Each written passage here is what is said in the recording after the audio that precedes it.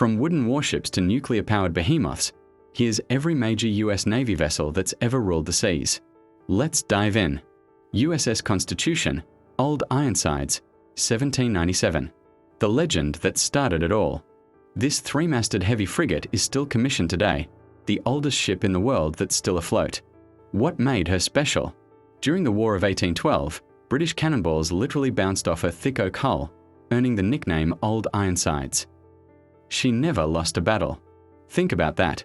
A wooden ship from the 1700s that's still technically on active duty in 2026. USS Monitor, 1862. This one changed naval warfare forever. The first ironclad warship commissioned by the US Navy, and she looked like nothing anyone had ever seen. Picture this, a flat deck sitting almost flush with the water, with a revolving gun turret on top. Her battle with the CSS Virginia in 1862 marked the end of wooden warships. Neither ship won, but the age of sail was officially over. USS Maine, ACR-1, 1895. Remember the Maine, became the rallying cry that launched America into the Spanish-American War. She exploded in Havana Harbor in 1898, killing 266 crew members. Whether it was a Spanish mine or an internal coal fire, we still debate today. But her destruction pushed America onto the world stage as a naval power. USS Texas, BB-35, 1914. The last remaining dreadnought battleship in the world, and boy, did she see action. She fought in both World Wars, supported D-Day landings at Normandy, bombarded Iwo Jima and Okinawa. Now she's a museum ship in Texas, a floating reminder of American grit across 2 world wars. USS Arizona, BB-39, 1916. The eternal tomb at Pearl Harbor where 1,177 sailors and Marines still rest. December 7, 1941. A Japanese bomb hit her forward magazine, and she exploded. She sank in less than 9 minutes. Today, oil still seeps from her hull, the tears of the Arizona. Her memorial is one of the most powerful places in America. USS Enterprise, CV-6, 1938. The most decorated ship in US naval history. The Big E earned 20 battle stars, more than any other US warship ever. She fought in almost every major Pacific battle: Midway, Guadalcanal, the Philippine Sea, Leyte Gulf. The Japanese reported her sunk 3 times. She survived, but sadly was scrapped in 1958. Many say she deserved to become a museum. USS Missouri, BB-63, 1944. Mighty Mo, where World War II officially ended. September 2, 1945, Tokyo Bay. Japanese officials signed the surrender documents on her deck. But she didn't retire then. She fought in Korea, got modernized in the 80s with Tomahawk missiles, and fired her guns in Anger One last time during Desert Storm in 1991. Now a museum in Pearl Harbor.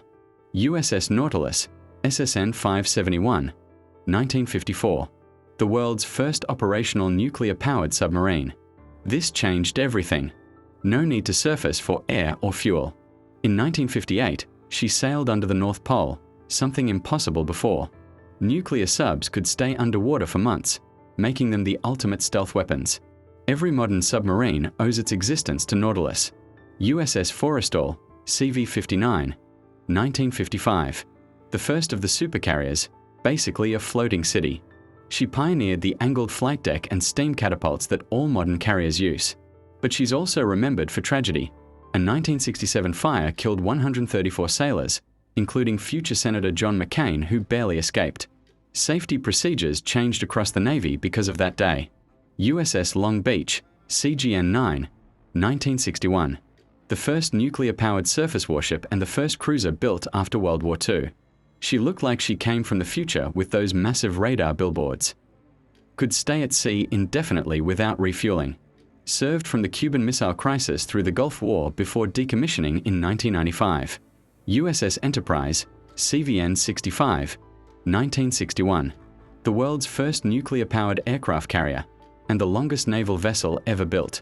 8 nuclear reactors meant she could steam for 20+ years without refueling.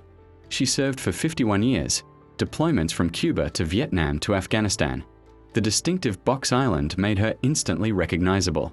Decommissioned in 2017, she earned the nickname Big E like her World War II predecessor.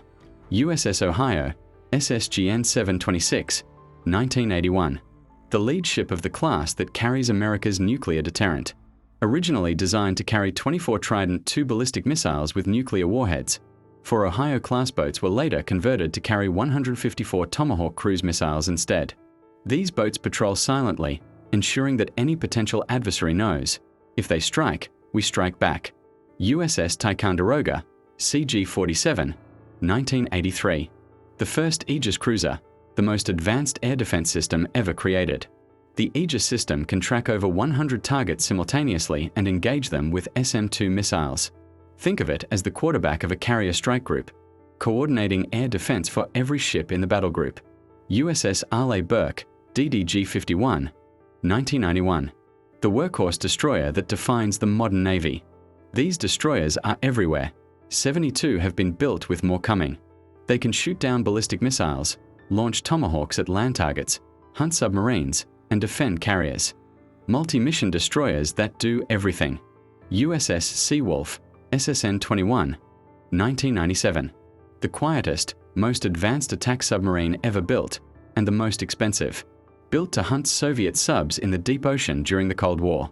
So quiet that at 25 knots, she's quieter than Los Angeles-class subs sitting at the pier. Only 3 were built because each cost $3 billion, but they're absolute apex predators underwater. USS Virginia, SSN-774, 2004. The modern attack submarine that balances capability with cost. These are designed for literal, near-shore, operations as much as deep ocean. They can launch Tomahawks, deploy SEALs, conduct intelligence gathering, and hunt enemy subs. The Navy's building them as fast as possible. They're the future of undersea warfare. USS Freedom, LCS-1, 2008. The controversial littoral combat ship, fast, modular, but troubled. Designed to operate in shallow coastal waters with interchangeable mission modules for mine warfare, anti-submarine, or surface combat. Fast as hell, but plagued with mechanical issues and questions about survivability. The Navy's learning hard lessons about what affordable means. USS Independence, LCS-2, 2010. The trimaran variant of the littoral combat ship looks like nothing else afloat. 3 hulls, all aluminum, looks like a spaceship. Incredibly fast and maneuverable, but that aluminum hull, let's just say it wouldn't take much punishment. Designed for speed and flexibility, not slug-it-out combat. USS Zumwalt, DDG-1000, 2016.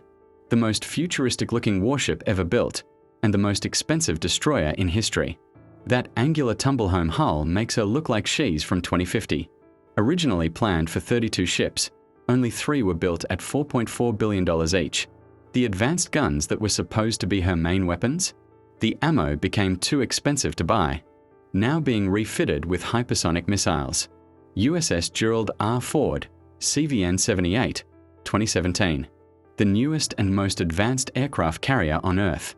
Electromagnetic Aircraft Launch System, EMALS, instead of steam catapults, advanced weapons elevators, more electrical power than any ship ever built. Can launch 33% more sorties than Nimitz-class carriers. The future of naval aviation, even if she had some teething problems.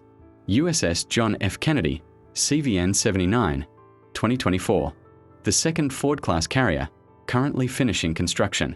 Learning from the Ford's issues, Kennedy incorporates improvements and is expected to be more cost-effective. Scheduled to join the fleet soon, representing the continuous evolution of American carrier aviation. USS Hyman G. Rickover, SSN-795, 2023. The latest Virginia-class submarine with the Virginia Payload Module.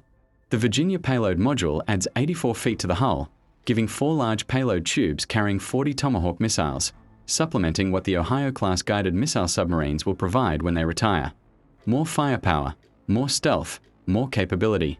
USS Constellation, FFG-62, under construction. The first of the new Constellation-class frigates, bringing back a classic ship type. Based on the European FREM design but Americanized.